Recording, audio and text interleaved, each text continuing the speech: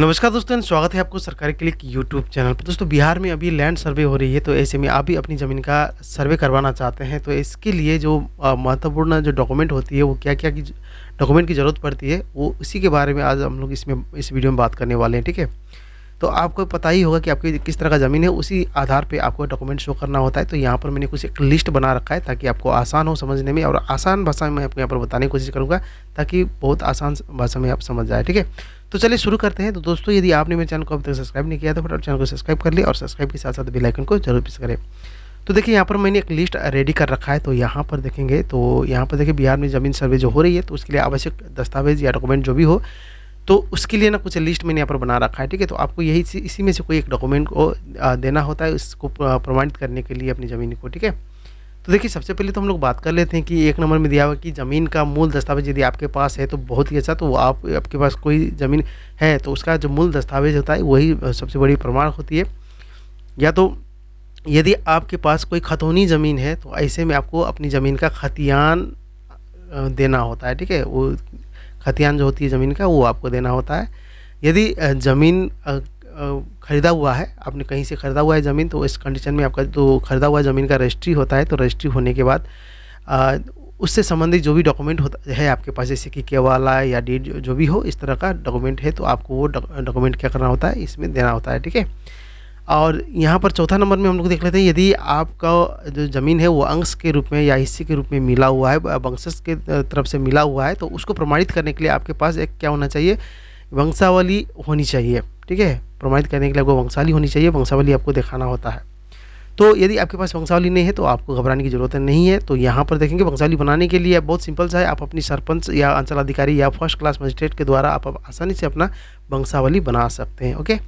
अब 6 नंबर में देखेंगे, ज़मीन का लगान या रसीद जो होती है, जो रसीद करती है ज़मीन का रजिस्ट्री होने के बाद, तो है ना, वो वाला जो रसीद आपके पास है, तो उससे भी काम हो जाता है, ठीक है? तो इसके लिए आपको क्या करना होगा, जो रसीद है वो आपको करेंट होनी चाहिए, ठीक है? तो अभी जस्ट फिलहाल में ही आपने क्या किया, उसका रसीद कटाया हुआ हो, तो वो करेंट में होनी चाहिए, पुरानी वाली नहीं, ठीक है? अब यहाँ पर 7 नंबर में ये है। और 8 नंबर में, यदि आपकी ज़मीन में किसी तरह का कोई विवाद चल रहा है, तो ऐसे में उस ज़मीन जिसके नाम में अभी है, तो वही डॉक्यूमेंट आपको क्या करना होता है, इसको दिखाना होता है, ठीक है? आपको उसी के आधार पे आपको सर्वे करवाना होता है। ये 8 नंबर पे है। और 9 नंबर पे, यदि कोई कब्जा किया गया ज़मीन हो, तो उक्त ज़मीन का दखल कब्जा की प्रमाण आपको देना होगा, और उसी के आधार पे क्या होगा, आपका सर्वे होगा। अब देखिए, इसमें से कोई भी जो आपका ज़मीन है, इस हिसाब का कोई भी डॉक्यूमेंट आपके पास है, तो आवेदन करने के लिए बहुत सिंपल सा है। मैंने सारा का वीडियो बना के डाल दिया है, डिस्क्रिप्शन में आप जाके चेकआउट कर सकते हैं, मेरे चैनल का जो कि प्ले लिस्ट में जाके देख सकते हैं।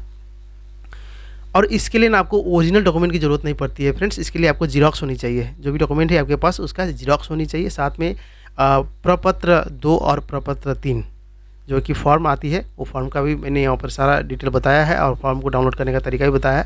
आप ऑनलाइन आसानी से ये मैं आपको दिखा देता हूँ, फॉर्म डाउनलोड करने का तरीका, वो भी आपको इसी पोर्टल में मिल जाएगा। यहाँ पर देखेंगे, यहाँ पर आने के बाद यहाँ पर देखेंगे ना, ये dlrs.bihar.gov.in में आते हैं, तो आप देखेंगे सबसे ऊपर में ये रैयत द्वारा स्वामित्व आधारित भूमि की स्व घोषणा पत्र हेतु प्रपत्र 2 और यहाँ पर प्रपत्र 3 दोनों है। बस इसमें क्लिक करना है आपको। यहाँ पर क्लिक करेंगे तो PDF मिल जाएगा, बस आप इसको डाउनलोड करके इसको प्रिंट आउट निकाल सकते हैं, ठीक है? और सारे डॉक्यूमेंट का आपको क्या करना है कि जीरोक्स ही लगाना है और साथ में इसको अटैच करना है। और आवेदन करने के लिए 2 तरीक़ा से आप ऑनलाइन आवेदन कर सकते हैं, इसका भी मैंने वीडियो बना रखा है कि ऑनलाइन आवेदन कैसे करना है।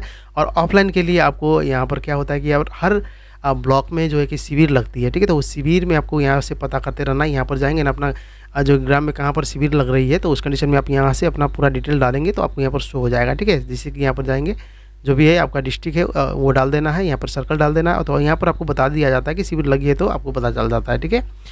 अब यहाँ पर ऑनलाइन करने के लिए शिविर में जाके आपको जमा करके कर सकते हैं, या तो आपको आप यहाँ पर नहीं है, बिहार में अभी फ़िलहाल नहीं है, तो बाहर कहीं रहते हैं, या इस कंडीशन में यदि ऑनलाइन आप करना चाहते हैं, तो उस कंडीशन में आपको देखिए यहाँ पर दिया हुआ है, रैयत द्वारा स्वामित्व आधारित भूमि की स्व घोषणा हेतु प्रपत्र का ऑप्शन दिया हुआ है, इसमें आपको क्लिक करना है।